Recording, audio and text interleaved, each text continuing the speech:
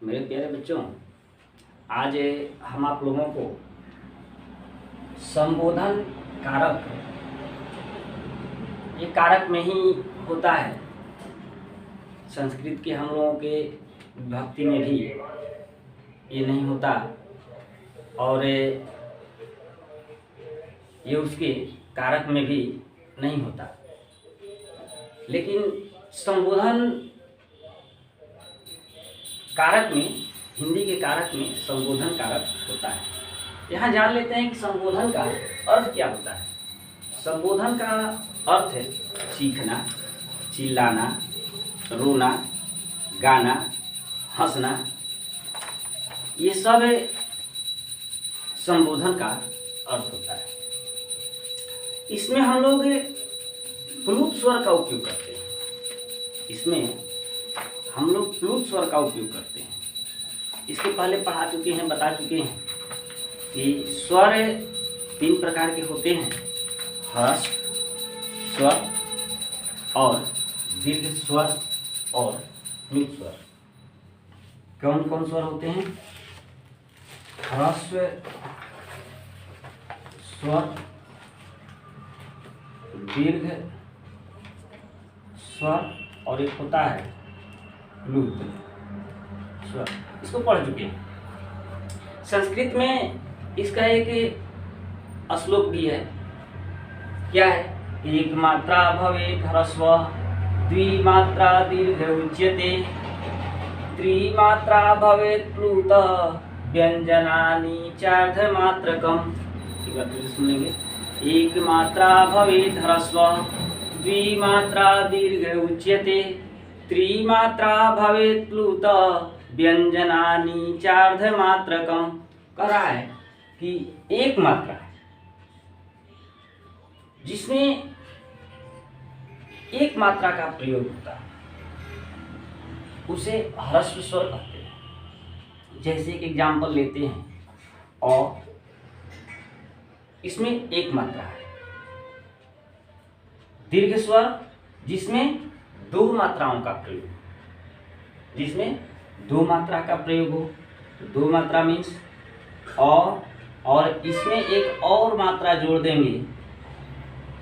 इसका चिन्ह हम लोग इस प्रकार लगाते हैं, इस की तरह।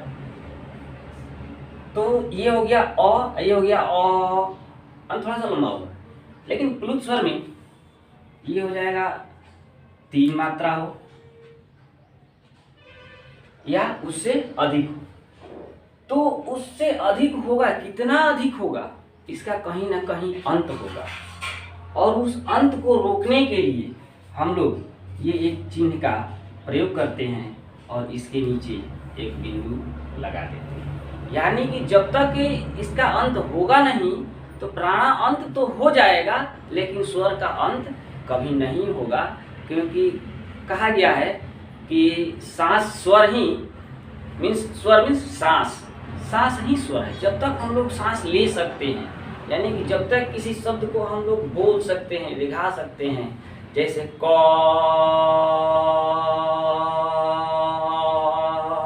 कितना देर बोल सकते हैं, जब तक हमारे शरीर में सांस रहेगा तब तक इसको बोल सकते हैं।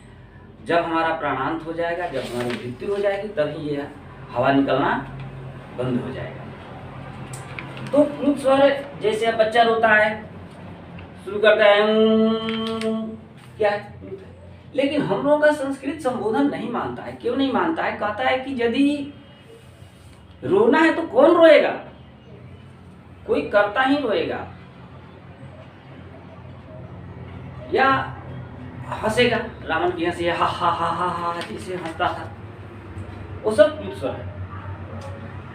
संस्कृत में ये इसलिए नहीं होता क्योंकि संबोधन में यहाँ कहता है कि प्रथमा विभक्ति यानी कि कर्ता कारक का प्रयोग होना चाहिए।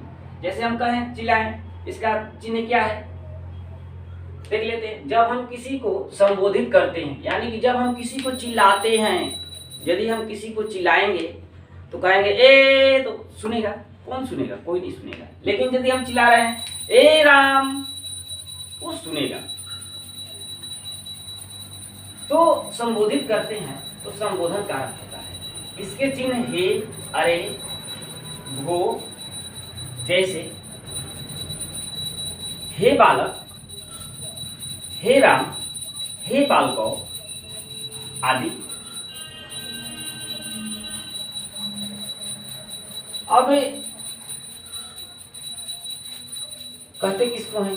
किसी भी शब्द का अर्थ मात्र प्रकट करने के लिए प्रथमा विभक्ति का प्रयोग होता है। यदि हे कहें तो उससे कोई अर्थ नहीं प्रकट हो रहा है, लेकिन यदि हे राम कहें तो इससे पता चल रहा है कि ये किसी को बुला रहा है। तो जब तक हम प्रथमा विभक्ति का प्रयोग नहीं करते हैं तब तक से इसका अर्थ जो है वो स्पष्ट नहीं हो पाता है, और उसके अर्थ को स्पष्ट करने के लिए हमें प्रथमा विभक्ति का प्रयोग करना पड़ता है। इस प्रकार देख लेंगे फिर से, किसी भी शब्द का अर्थ मात्र प्रकट करने के लिए प्रथमा विभक्ति का प्रयोग होता है। इसका एक सूत्र भी है, संबोधन प्रथमा च। आगे आप लोगों को उस प्रथमा विभक्ति में बता चुके हैं कि संबोधन कारक में प्रथमा विभक्ति का प्रयोग होता है। संबोधन कारक में प्रथमा विभक्ति का प्रयोग होता है। जैसे हे राम यहाँ आओ, जैसे कहते हैं कि हे राम यहाँ आओ। तो यदि हम बालक शब्द के रूप को तो याद कर ही लिए होंगे, लेकिन फिर से देख लेते हैं। बालकः, बालकौ, बालकाः, बालकं, बालकौ, बालकान्, बालकेन, बालकाभ्यां, बालकै, बालकाय, बालकाभ्यां, बालकेभ्यः, बालकात्, बालकाभ्यां, बालकेभ्यः, बालकस्य, बालकयोः, बालकानां, बालके, बालकयोः, बालकेषु। हे बालक, देखेंगे हे बालक या हे बालक है प्रथमा विभक्ति। प्रथमा विभक्ति हो गया। इसके बाद में हे बालको, बालको, बालकाः, बालकाः। इस प्रकार संबोधन में प्रथमा विभक्ति का प्रयोग होता है। हम लोग एक शिक्षक और छात्रों के बीच कुछ बातचीत हो रहा है, उसको हम लोग समझेंगे कि संबोधन क्या है। उससे हम लोगों को पता चलेगा कि संबोधन क्या है। जैसे आचार्य मीन्स आचार्य कहते हैं, कक्षायाम प्रविश्य, कक्षा में प्रवेश करते हैं। सर्वे छात्रा उपस्थिता सन्तु, सभी छात्र उपस्थित हैं। क्या क्वेश्चन कर रहे हैं? सर्वे छात्रा उपस्थिता सन्तु, सभी छात्र उपस्थित हैं। कक्षा नायक, कक्षा नायक मीन्स मॉनिटर, क्लास का क्लास लीडर कहता है आम श्रीमान, हाँ श्रीमान। सर्वे छात्रा उपस्थिता सन्तु, सभी छात्र उपस्थित हैं। सर्वे छात्रा उपस्थिता सन्तु, सभी छात्र उपस्थित हैं। आचार्य फिर कहते हैं अद्य रमेशः न दृश्यते, कुत्र गतः? अद्य रमेशः न दृश्यते, कुत्र गतः? आज रमेश नहीं दिखाई देता है, कहाँ गया? आज रमेश नहीं दिखाई देता है, कहाँ गया? कक्षा नायक कह रहा है अम विस्मी तोस्मी, अम विस्मृ तोस्मी। हाँ मैं भूल गया, हाँ मैं भूल गया। अम इति किम करोसि, कहेंगे हाँ इस प्रकार क्या करते हो? हाँ इस प्रकार क्या करते हो? सभी छात्र जो हैं वे हंसने लगते हैं कि ये क्या कर रहा है। कक्षा नायक कह रहा है श्रीमन महाशय, रमेशस्य गृहे अद्य जन्मोत्सव, रमेश के घर आज जन्मोत्सव है। जन्म उत्सव है मीन्स बर्थडे पार्टी है। आचार्य कहते हैं सर्वे उपस्थितिम ब्रवन्तु दिनेश। कह रहे हैं कि सर्वे उपस्थितिम ब्रवन्तु दिनेश। कह रहे हैं कि सभी लोग उपस्थित हैं, बोलो दिनेश।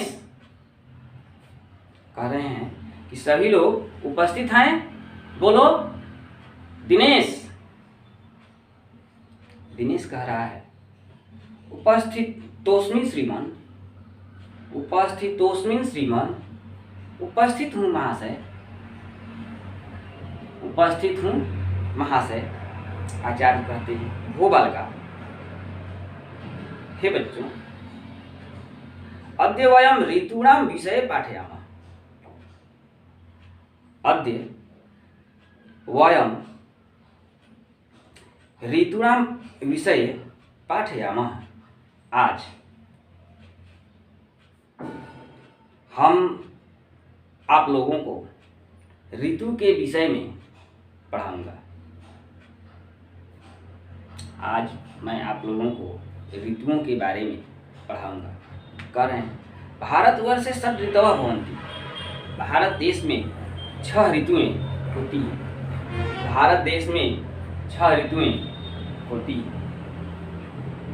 तेषां नामानि, उनके नाम हैं वसंत, वसंत, ग्रीष्म, ग्रीष्म, वर्षा, वर्षा, शरद, शरद, हेमंत, हेमंत, शिशिरश्चेति और शिशिर। इस प्रकार ये 6 नाम हैं। दिनेश कह रहा है श्रीमन महाशय, वसंते किम किम भवति। वसंत में क्या क्या होता है। वसंते किम किम भवति, वसंत में क्या क्या होता है। आचार्य कह रहे हैं वसंत ऋतु, वसंत ऋतु में वृक्षेषु नवीनानि पत्राणि प्रभवन्ति। वृक्षों पर नए नए पत्ते होते हैं। वसंत ऋतु में वृक्षों पर नए नए पत्ते होते हैं। पुष्पाणि विकसन्ति, फूल खिलते हैं। पुष्पाणि विकसन्ति, फूल खिलते हैं। वृक्षेषु कोकिला कूजन्ति। वृक्षों पर मदमस्त कोयल कूकती है। वृक्षों पर मदमस्त कोयल कूकती है। आम्रेषु मरजारः विकसन्ति। आमों पर मोजर लगते हैं। आम्रेषु मरजारः विकसन्ति।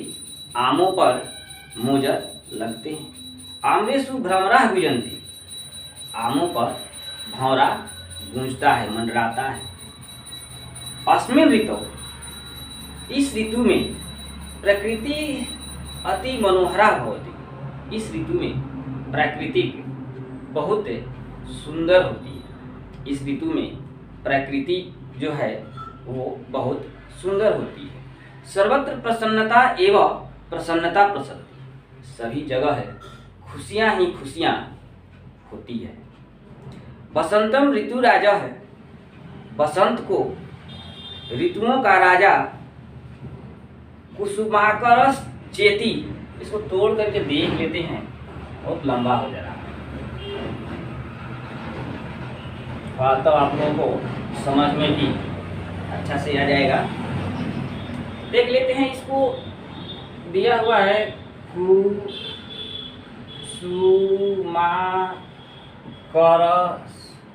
6 से पहले लिखते हैं करस चेती। इस तरह से दिया हुआ है। इसको यदि तोड़ते हैं तो हो जा रहा है कुसुमाकर,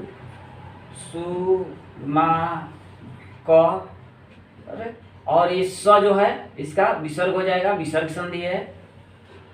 फिर यहाँ से यदि तोड़ते हैं तो चेती है। फिर यदि चेती को तोड़ते हैं तो ये हो जाता है च प्लस इति। अब देख लेते हैं। और कुसुमाकर इस इति मीन्स इस प्रकार, मीन्स वसंतम ऋतु राजा कुसुमाकरस चेती कथयंती जना।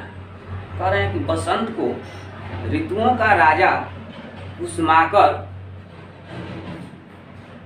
लोग कहते हैं, या इसको इस प्रकार से कह सकते हैं, सभी लोग ऋतुओं के राजा वसंत को उस्माकर कहते हैं। सभी लोग ऋतुओं के राजा वसंत को उस्माकर कहते हैं।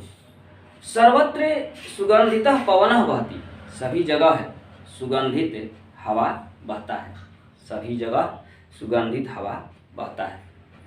दिनेश कह रहा है आचार्यवर वयम पठिष्यामः, कह रहे हैं कि आचार्यवर हम लोग पढ़ेंगे, हम लोग पढ़ेंगे।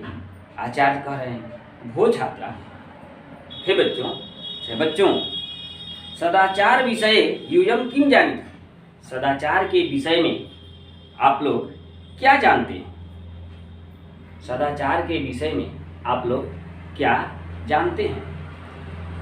अग्रे अहम सदाचार विषय पठिष्यामि, सबसे पहले मीन्स आगे, अहम मीन्स मैं सदाचार विषय पठिष्यामि, सबसे पहले मैं सदाचार के विषय में पढ़ाऊँगा, सबसे पहले मैं सदाचार के विषय में पढ़ाऊँगा।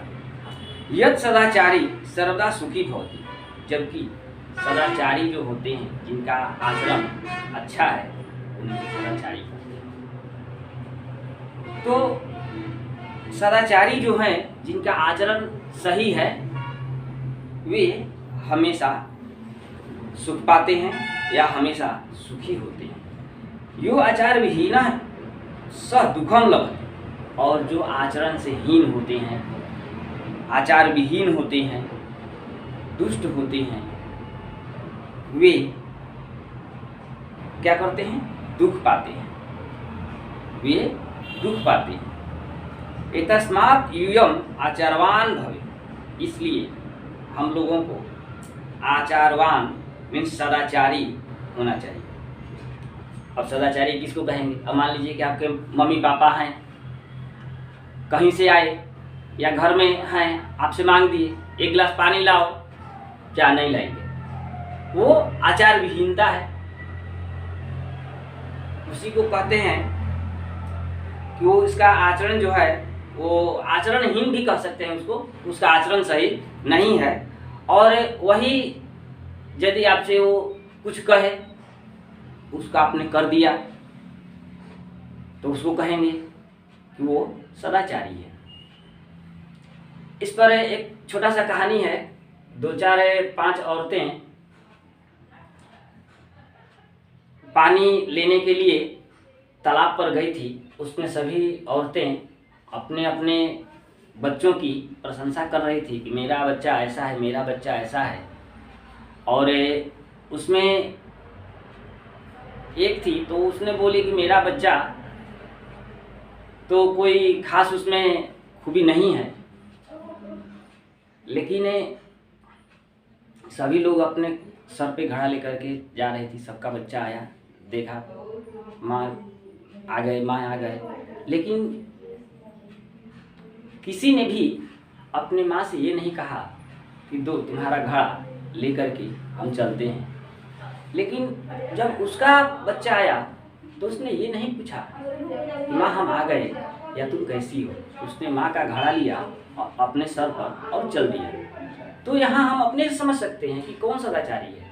एक आया सीधे प्रणाम करते हुए बोलते हुए चला गया, और एक आया उसके भार को अपने सर पर लिया और चल दिया। इस तरह से आप लोगों को भी होना चाहिए। मातृ पितृ भक्ति है सदा सर्वदा लाभकारी हो। माता पिता की भक्ति, माता पिता की सेवा हमेशा लाभकारी होता है। इसलिए आप लोग माता पिता की सेवा करें और इस पाठ के बारे में समझें, सोचें, विचार करें और इसको अपने जीवन में उतारें। थैंक यू, धन्यवाद। नेक्स्ट अगले लेसन।